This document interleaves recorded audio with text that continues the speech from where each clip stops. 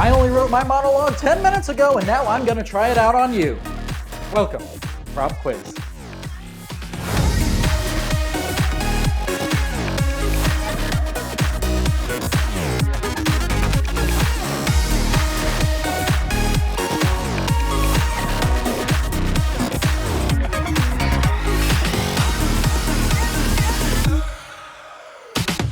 Good evening and welcome to Aviation's game show. Last week, Russ Roslewski stole the game with our highest score yet, 180 points. He took home our cash prize of $500, but that wasn't enough for him. Oh no. Russ is back tonight to see if he can outdo both himself and our two other contestants tonight. Who are they? One of them used to be a person of potential, but then he decided to become a pilot. Now he's an aviation journalist with Belvoir Media Group, AvWeb, and Aviation Consumer Magazine, Mr. Paul Bertorelli. Russ's other opponent tonight is a third-generation pilot and now instructs out of Gulf Shores, Alabama. He's also been voted the Prop Quiz contestant most likely to steal my job after his 29-year career as a broadcast meteorologist. It's Chris Dunn. Chris, by the way, if the weather knocks us off the air tonight and you're not the one winning at the time, I'm going to blame you. Sick of that bad weather on us. Lots of weather questions. Well, you already know the game. We're not going to waste any time. Let's jump right in to round one. Here's your first question. What is the standard radius from a Class C airport for Class C TRACON control?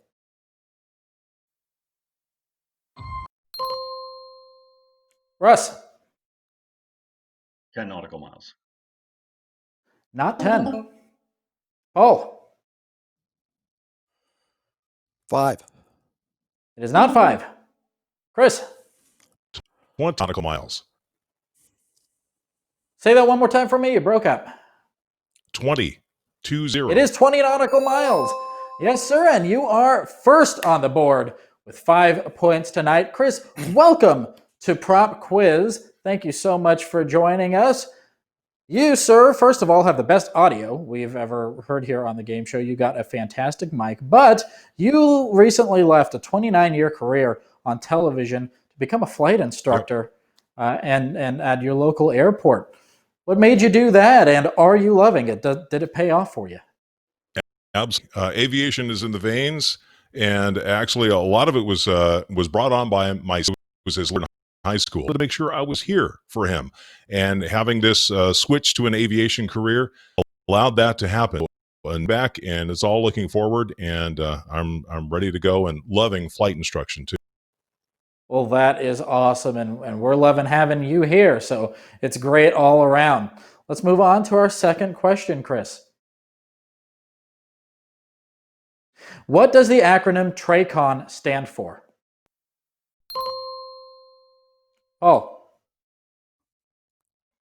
Terminal radar control. It is Terminal Radar Control Facility. It looks like the internet has given us a little bit of a delay tonight. Sorry about that, guys. But yes, Terminal Radar Control. So, Paul Bertorelli, legend from AvWeb. Good evening. Welcome to Prop Quiz, sir. I'm a legend now. I've been upgraded. Well, I've seen your name since I knew your name from your videos and reviews on AvWeb, before I even started working here. You are first on the board tonight with 10 points. So tell me a little bit about yourself and what got you into aviation. Chris, we knew it ran in his family. What got you into this? Well, many years ago, I was the airport kid and hanging around the fence. And then I always wanted to fly. And when I got in the Army, they had a civil Army club there. And I learned to fly in the Army with crazy returning Vietnam helicopter pilots. And from there, I bounced in and out of journalism and some trades, and then got into magazine publishing, and then I washed up on the shores of Belvoir Publication, became an aviation journalist. And here I am. Oh, that's fantastic. That's an awesome story, and thank you very much for your service. Let's take a look at our next question, Paul. These airplanes, nicknamed the Jug and the Warthog, they share a more official military name. What is it? Paul. That is, the Jug is the Thunderbolt, And the Warthog is a Thunderbolt 2. It is absolutely correct. The P-47 and the A-10 respectively, or the A-10 as it's more commonly known, the brrr.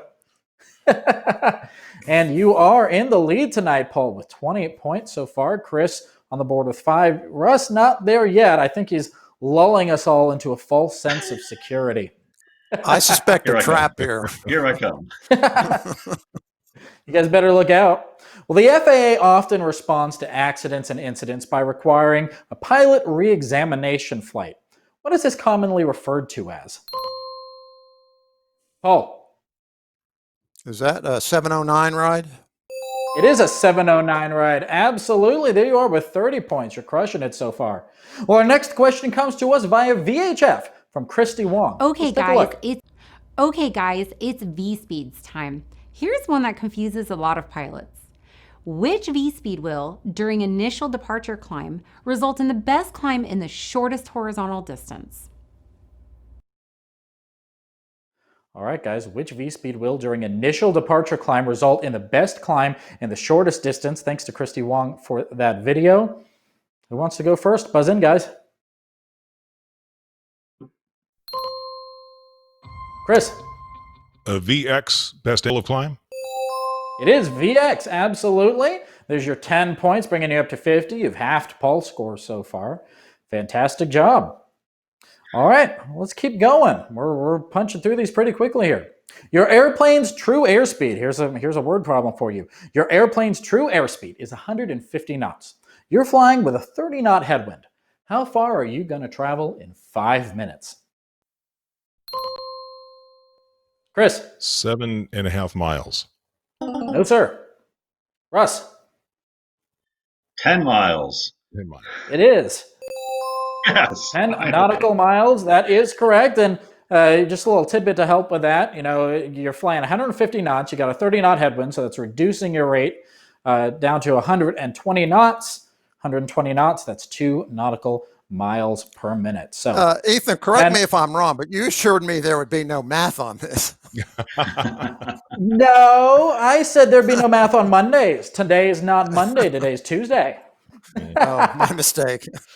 I'm a cheater. You know, I've got everything right here in front of me on my prompter. I don't have to do the math. So yeah, I couldn't reach my calculator. I like to throw you to the dogs instead of me having. Russ, I'm impressed. All right. All of our contestants are on the board now. Paul with 30 points, Chris with 15, and Russ with 5. What is the call sign of the Marine helicopter that is carrying the President of the United States? Paul. Marine 1. It is Marine 1. No math in that one, but it does have the number 1 in it. So there you go. Bringing you up to 40 points. You've got a pretty good lead so far. Let's see if you keep that. How many jet engines power the Boeing 777? Paul. 2. It is 2. It's amazing how far that thing can get on just 2 engines. It's a pretty cool plane. And the new one with the folding wings, although I'm sure it'll be very safe, it still kind of weirds me out when I see the promotional videos with the wings folding up on them. Well, JFK, the John F. Kennedy International Airport in New York. It received that name in 1963, but before that, what was it called? Oh. Idlewild. It was Idlewild, or New York International Airport. Correct. Good answer, bringing you up to 60 points. You're crushing it, man. What is the only cloud type? I have a question here. I have a question. Yeah. Why asks the all knows for? There's something wrong here. You were breaking up. Say that again, Chris. Oh, questions only Paul knows her for. Well, you know, we told him he's the legend. He's the legend because from AvWeb. So far, he's earning that. If they're useless trivia, I'll know him. He's fast. Paul's just fast tonight. Yeah. I can't get in time. It's amazing. Well, you know, Paul, this next one isn't useless trivia though. This one's a weather question. So let's see if we can throw Chris a bone here. What is the only cloud type that may be reported in terminal aerodrome forecasts? Russ. Cumulonimbus. Cumulonimbus is correct. or CB as it's depicted there. Chris, what happened? You're Chris. the weatherman. Ah, He's too fast for me. He's too fast. All right. Jeez. Well, Russ and Chris, you two are tied now. You two are neck and neck with each other. So you guys are going to be battling it out. But Paul's up there ahead. Yeah. Well, the angular difference between true north and magnetic north is called what?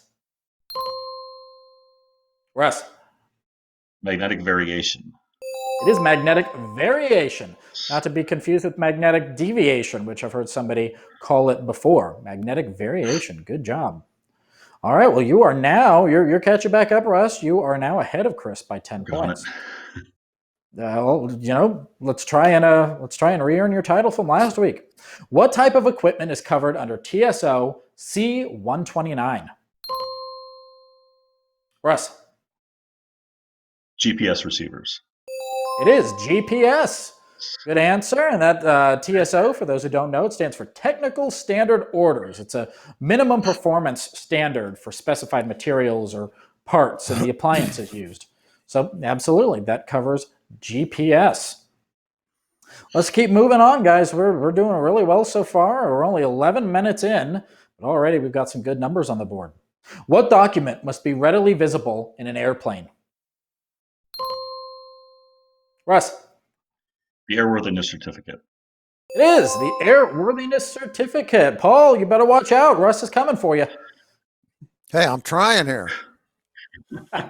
See, now you're asking Russ has useful got some stuff. fast fingers. Yeah, I've been practicing exercise. Longitudinal stability. Longitudinal stability refers to an aircraft stability about which axis? Russ. Lateral axis. It is lateral axis. That's a tricky one. We had that question, I think, on our first episode, and we tripped everyone up with it. It is the lateral axis. I can tell you right now, I would not have gotten that. I would have said longitudinal axis. I would have fallen for it. Well, if we look at our scoreboard, Paul is just barely holding on to his lead with 50 points. Russ, last week's champion, he is catching up to him with 55, and Chris has 15. But we saw how quickly Russ has come up from behind here, so we know Chris can do so as well. So it's still anybody's game. What does the letter V stand for in the PAVE checklist? Chris. Environment. It is an environment, yes. A little tricky. It doesn't start with the E. It stands for the V, environment. Well, guys, that's 15 questions down and 15 left to go. Paul is in the lead with 60 points, and you get to play along from home when we come back. Hold short.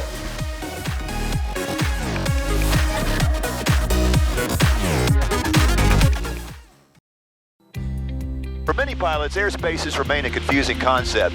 These are 3D volumes of air that you have to interpret by looking at a flat sectional chart. It can be a real challenge. You need to master them, and the FAA definitely puts heavy emphasis on them for the written test. But no worries, Gold Seal makes airspaces easy to understand using stunning three-dimensional graphics. And these are the exact ones that you'll see on your knowledge test. You don't have to imagine them. Gold Seal shows them to you in awesome real-world perspective. Gold Seal is the premier online ground school. We've been doing it longer than anyone else. Come see for yourself with a free test drive at groundschool.com.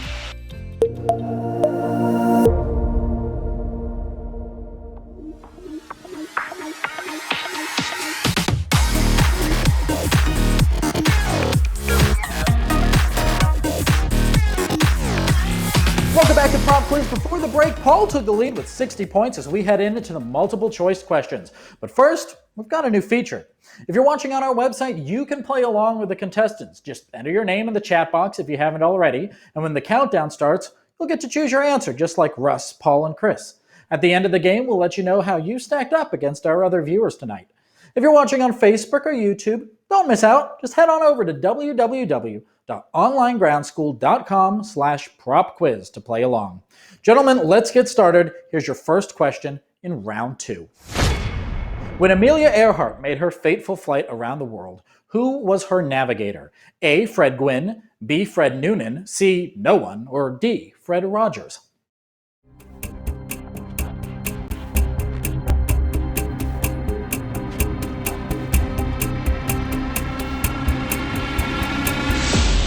All right, let's see how we start this round. See if we clear the board. We're going to start with Russ. Russ, you said B, Fred Noonan. That is the correct answer, bringing you 10 points and 65, giving you a 5-point lead against Paul. Chris, you said B as well, Fred Noonan, bringing you up to 30 points.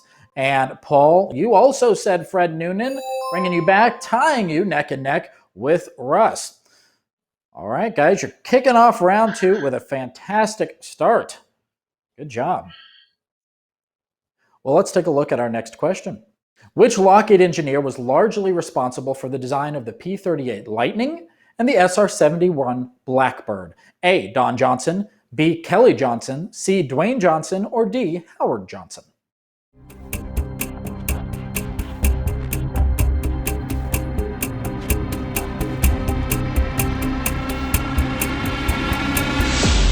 Which Lockheed engineer was largely responsible for the P-38 and the SR-71? Russ, we're going to start with you again. You said B, Kelly Johnson. That is correct.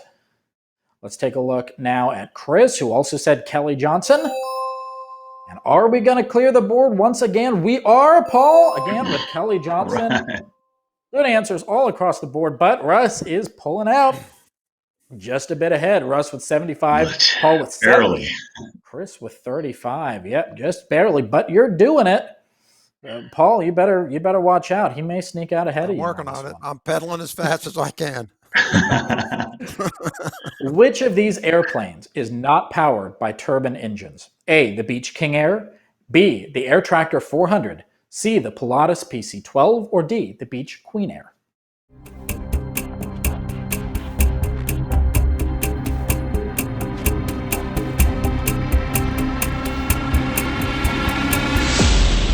Alrighty, Russ is Johnny on the spot with that trigger. He's going to be our first reveal again because he answered first again. He answered the Beech Queen Air, which is absolutely correct. A standard Queen Air uses piston engines. So let's see, did Paul know that? He did, answering D, Beech Queen Air as well. And lastly, let's train over to Chris, who also said D. He's got these answers. Let's see if he can trick Russ and Paul into, not answering as quickly. Let Chris get an edge up here. I don't think they're going to do that, though. I think Russ is in this to win this. The Boeing B-17 is arguably all good. You're doing a good job so far, just like last week, excuse me. The Boeing B-17 is arguably the best recognized bomber of World War II. What was it commonly known as? A, the Destroyer, B, the Liberator, C, the Flying Fortress, or D, the Lancaster?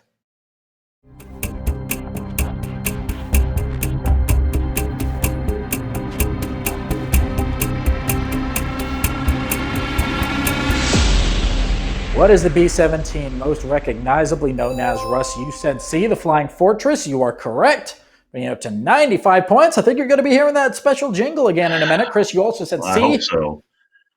Well, there you go. C, Chris, bringing you up to 45 points. You're catching up to Paul here. Paul, who, by the way, also answered C, the Flying Fortress. We are just, this round, I don't think I've seen this before, where all of our contestants so far, we're already a good way into round 2. All of our contestants have answered every question right this round. This is interesting. Which NASA astronaut flew to the moon twice but never set foot on it? A, Ted Stryker, B, Jim Lovell, C, Alan Shepard, or D, Chuck Yeager?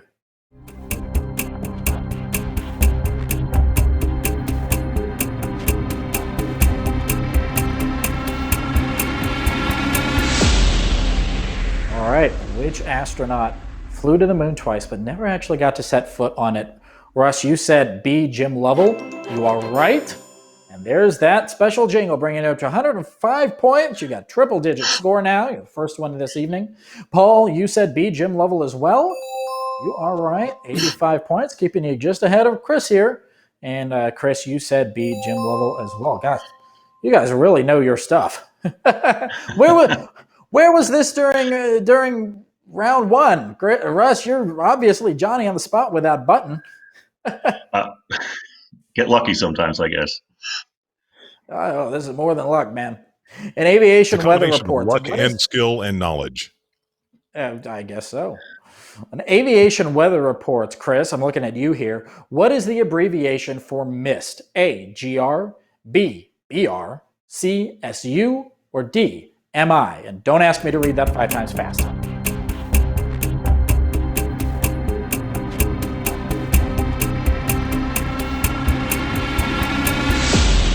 Paul, you beat Russ to the trigger this time. We're going to start with you. Paul, you said B, BR, and you are absolutely correct. There's 95 points. Look at you. You're about to hit 100 points yourself. You're really catching up to Russ here. Chris, you said B, BR as well. You're up to 55 points. And I'm sorry, that was Russ. Excuse me. And now, Chris, you said BR as well. I may get your names confused, but that's only because, y'all are all getting all the answers right here. You're all the same color on my screen. Makes it difficult to read sometimes. You guys are killing it. All right. This comic strip, Aviator, created by Milton Caniff, dazzled us up into the 1980s. What was his name? A, Steve Canyon, B, Sam Lyons, C, Flash Gordon, or D, Alfred E. Newman?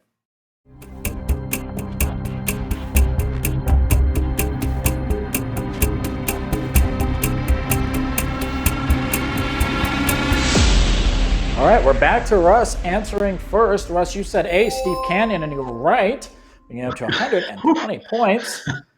Hey, 180 is your score to beat, man. 180, and you can get there. We've got enough questions left for you to do it. I'm working on it. All right, Chris, you said A, Steve Canyon. You are right. 60 points. And lastly, Paul, you said A, Steve Canyon as well. And there's your own jingle, breaking 100 points, sir. Fantastic job. I didn't hear the jingle. Compete against these fast fingers. Well, let's continue. This maneuver, performed by Spencer Suderman, is a real barf inducer for the uninitiated. What is the maneuver called? A, the Immelman, B, the half Cuban 8, C, Lomshavak, or D, the split S?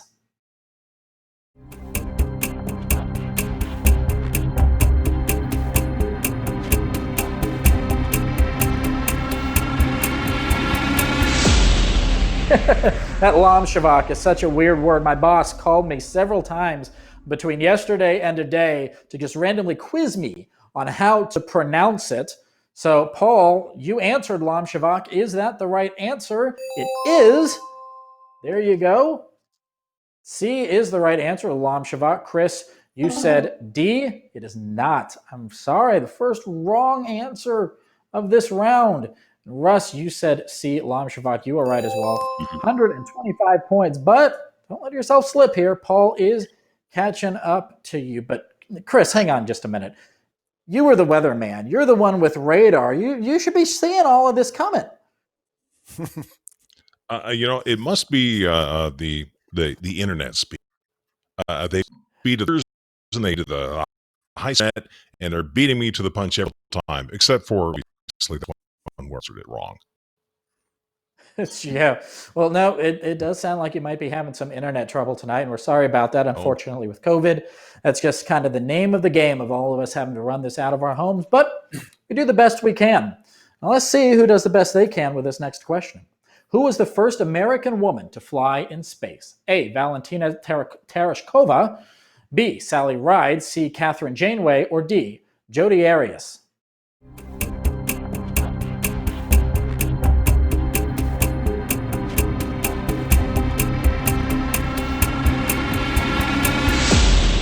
All right, Russ, you answered first again. You said B, Sally Ride, and you are correct. And you have 135 points, man. Chris, you said B, Sally Ride as well. You are up to 65 points. And lastly, Mr. Bertorelli, you said Sally Ride as well.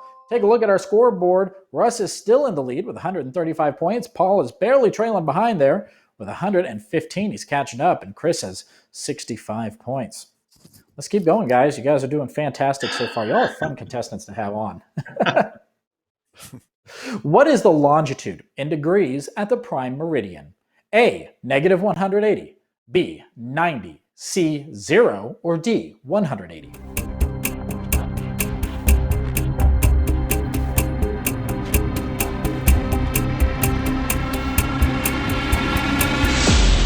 Russ, you are first on that button again, man, and you said C, 0. You are correct. And I'm hoping we clear the board again, which we seem to be doing. We've only had one wrong answer this entire round. It's unheard of, and it's fantastic. These are some awesome pilots with us tonight. Paul, you said C0 as well, bringing you up to 120 points with that correct answer. And Chris, you said C0, 70 points for you. And Chris, you may still hear your own 100-point jingle tonight. You're getting there. In tabular winds aloft report. Almost. Well, here's another weather one for you. In a tabular winds aloft report, above what altitude are all temperatures assumed to be negative? A, 30,000 feet, B, 24,000 feet, C, 18,000 feet, or D, 29,000 feet? Alrighty, we gave the monkey the wrong size wrench on that. Sorry about that, but we're going to start our reveal with Paul, who buzzed in first this time. Paul, you said C. That is not right. No, I'm sorry. It is not C. Russ, you said B, and you were right with 24,000 feet. At what point all temperatures are assumed to be negative. And Chris, you said B as well, 24,000 feet. You're absolutely correct. Of course, in this case, it's assumed to be negative Celsius, not Fahrenheit, because on our weather reports in aviation, Celsius is the assumed format for our weather. Let's continue on to our next question. We're winding down now. There's not much time left in tonight's episode of Prop Quiz. Unless otherwise authorized, what is the maximum indicated airspeed for a Part 91 aircraft below 10,000 feet MSL? A, 300 knots indicated, B, 200 knots indicated, C, 288 knots indicated, or D, 250 knots indicated. You have 10 seconds.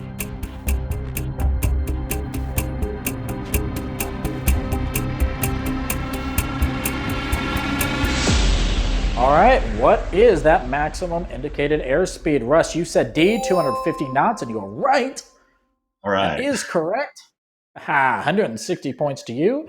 I think you're going to make it to beat your score from last week. Chris, you said D, 250 as well. And Paul, you said D as well. Another one where we just completely cleared the board. Chris, I'm sorry, man. Russ and Paul, they're just not leaving you any room to catch up. You know these answers, but they are just not giving you the room to get those 10 points. The McDonnell Douglas F-4 was flown by the U.S. Air Force, Navy, and Marine Corps.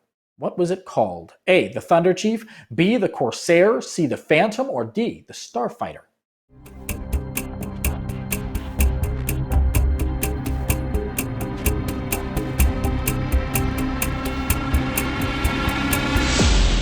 Chris, you got in first.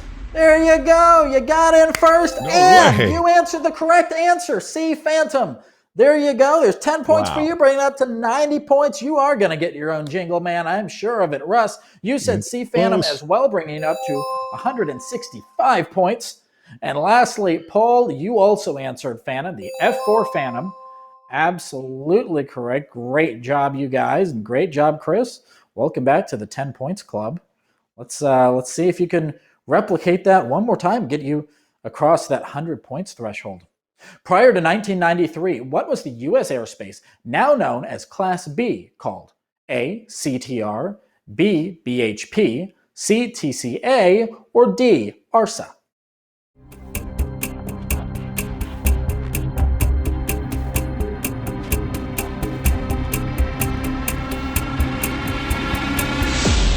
All right, prior to 93, what was Class B called? This is another question we've used before, so hopefully you all get it right. Chris, you did get in again at 10 points, and you got it right as well. There is your jingle, Mr. Dunn. Wow.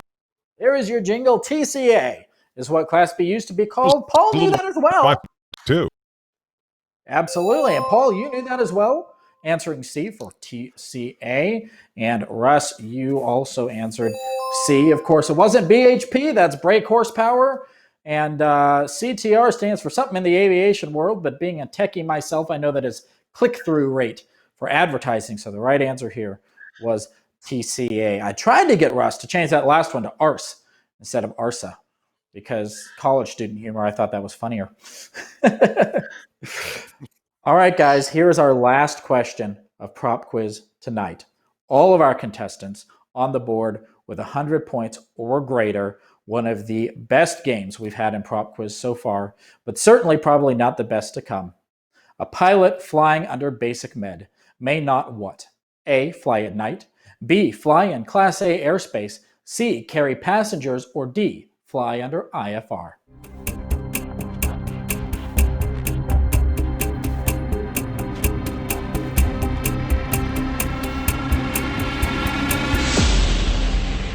All right, Russ, once again, for our last question tonight, you answered first and you answered B, fly in Class A airspace, and you are right.